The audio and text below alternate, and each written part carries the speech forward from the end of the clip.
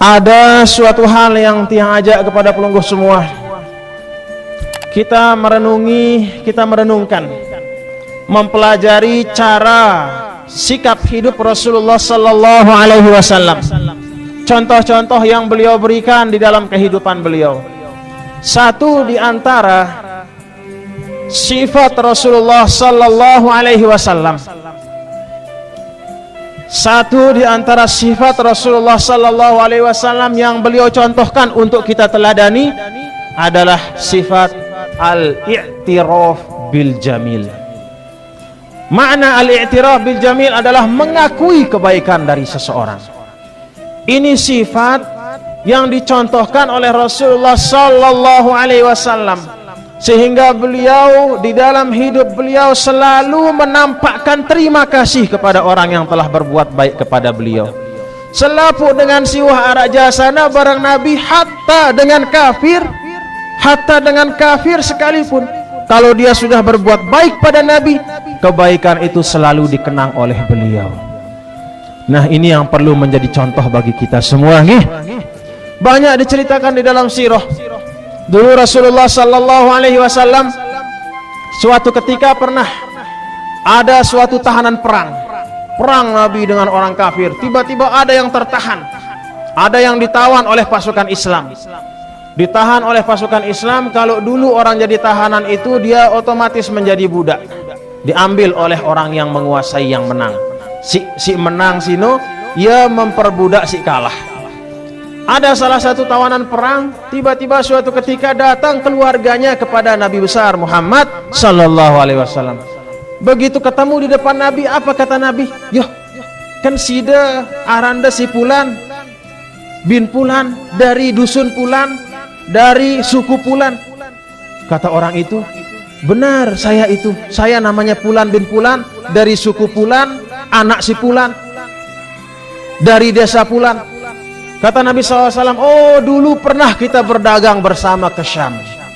Dulu wah tebarang-barang, lek perjalanan, lek sopok perjalanan, waktu saya masih berdagang dengan paman saya. Saya ingat engkau adalah teman seperjalanan saya. Mau apa datang kemari, kata Nabi. Oh begini Muhammad, karena orang itu orang kafir, jadi dia panggil Muhammad, tidak mengatakan Rasulullah. Muhammad begini, ini ada keluarga saya yang ditahan di sini, jadi tawanan perang. Sekarang saya datang untuk menebus dia. Berapa yang engkau minta wahai Muhammad? Mau minta onta, mau minta kambing, mau minta sapi, saya siap bayar. Sebutkan saja. Apa kata Nabi sallallahu alaihi wasallam?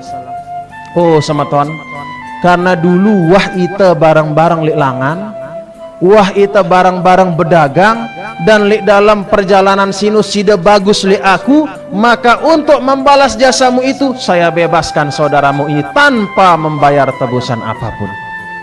Itu sifat dari Nabi besar Muhammad sallallahu alaihi wasallam, al-i'tiraf bil jamil. Maka bagi kita sekarang perlu kita untuk menjaga sifat seperti ini. Apa maknanya? Kita berterima kasih kepada orang yang berjasa kepada kita, nggih. Kita berterima kasih kepada Rasulullah sallallahu alaihi wasallam yang paling utama, karena beliau membawa agama Islam kepada kita. Karena beliau yahdi, beliau itu menjadi petunjuk dari Allah. Memang Allah yang memberikan petunjuk, iman dimasukkan oleh Allah ke hati, tapi wasilah beliau, wasilah Allah itu adalah baginda Rasulullah sallallahu alaihi wasallam. Kita bersyukur atas kehadiran beliau. Dengan banyak-banyak kita membaca salawat dan salam. Allahumma salli ala Sayyidina Muhammad wa ala ali Sayyidina Muhammad. Kita membaca salatul nahdatain, kita membaca salatul fatih, kita membaca salat nariyah, kita membaca salat tibbil qulub. Semua macam salawat kita baca untuk menampakkan rasa terima kasih.